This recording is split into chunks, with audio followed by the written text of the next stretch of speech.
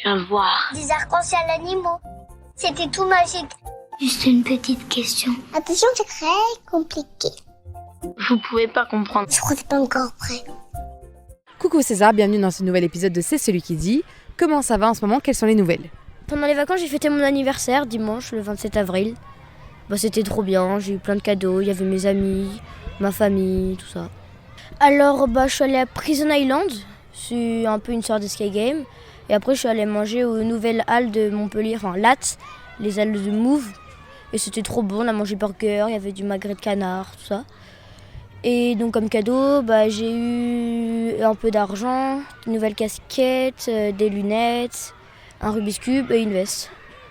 J'ai fait mon voyage scolaire, c'était trop bien le voyage scolaire, donc c'était en Savoie. On a fait plein de balades, des raquettes, il y avait de la neige, on a fait de la luge, de tout.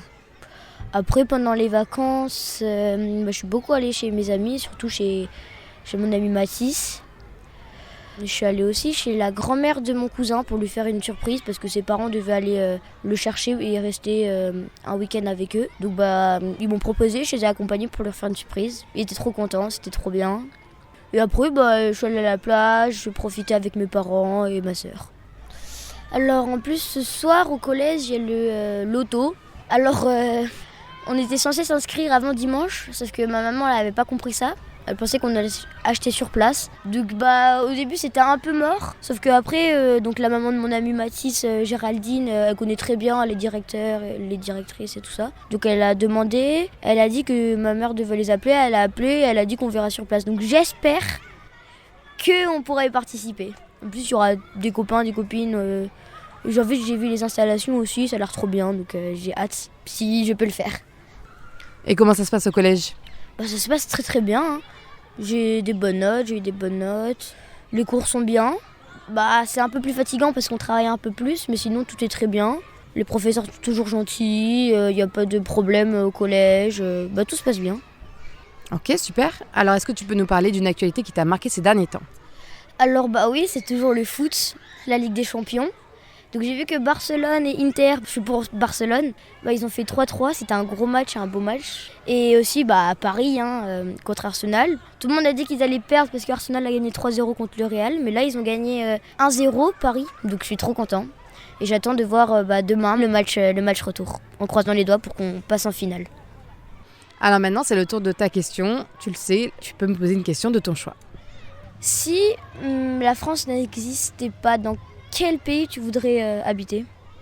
Alors comme ça j'ai envie de te dire un truc un peu de facilité, genre Belgique. Parce qu'au moins ça parle français, c'est pas loin et puis ça ressemble un petit peu.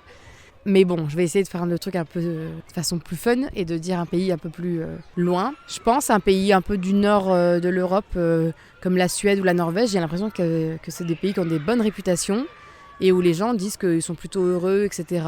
Et donc je me dis pourquoi pas. Après, il ferait froid donc il faudrait que je m'habitue. Est-ce que toi, je peux te poser aussi la question, est-ce que tu sais un pays dans lequel tu voudrais habiter en dehors de la France? Peut-être l'Italie, parce que j'adore l'Italie, les coutumes là-bas, c'est trop bien. La nourriture est très bonne, les gens sont gentils en plus. Donc ouais, j'aurais pensé à l'Italie. Ou sans parler de politique ou tout ça et de problèmes, les États-Unis aussi à Miami. Ouais, mais en fait, là, du coup, tu m'as donné envie d'habiter en Italie pour manger des pâtes. Donc peut-être que je change ma réponse et que je dis Italie maintenant.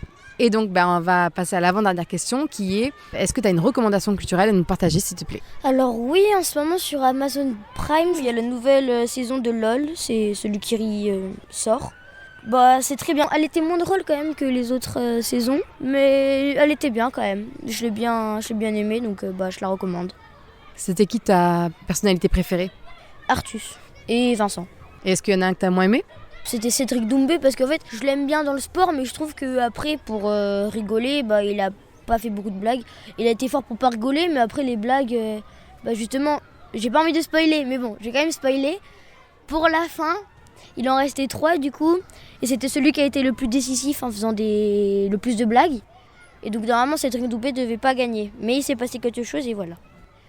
Qu'est-ce que tu as hâte de faire, que ce soit bientôt ou voilà, si tu as un truc en tête dans l'avenir? En ce moment tout de suite, j'ai hâte d'être à l'anniversaire de mon pote Mathis parce que ça va être trop bien, c'est urban soccer, c'est du foot, il y aura tous mes amis, tout ça. Je te dis merci beaucoup et on se retrouve bientôt pour un nouvel épisode. Bye bye! Bye bye Yael, merci à toi.